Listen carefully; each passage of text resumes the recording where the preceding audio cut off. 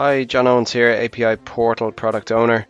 And in my final use case today, I just want to show how you can expose an API publicly where it's available to the external world with no login to the portal, and also privately after a user has signed in. So the steps to get this up and running are to have an organization designated for public APIs, another one designated for private APIs, and share the public APIs with the private organization. Once you've done that, on the portal itself, when you're not logged in, only public APIs are visible, but when you log in, both public and private APIs are visible once the user has successfully signed in. So let's go over and have a little look at how we do this. So let me just get my API manager.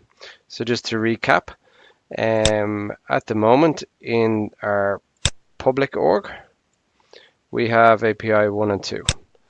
Okay, and we can see that in API Portal when we're not logged in and we go to the APIs tab, we can see the two APIs that are in the public domain, 1 and 2.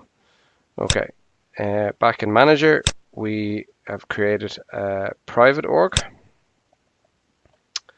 And this has access to API 3 only. So let's go ahead and sign in as a user from that private org. And all he should see is API 3.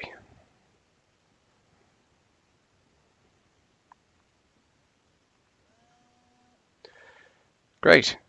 So what we're demonstrating here is the scenario where once somebody is logged in, they may want to see everything that's private to me, but also public to everybody else.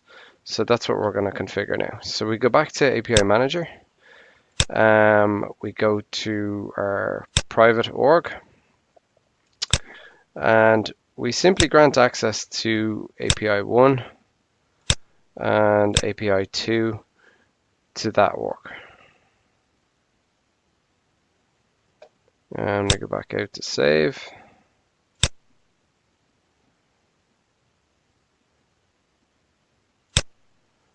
And back over to Portal. We refresh and we should see API 1, 2, and 3. Great. And if we log out in the public domain, we should just see 1 and 2.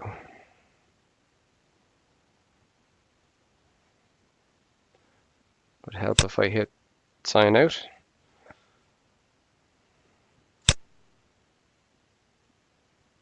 Brilliant, 1 and 2. Okay, so that's just one more way that you can configure Portal and Manager to share public or private or public and private for particular scenarios. I hope you found that useful, and thanks very much for listening.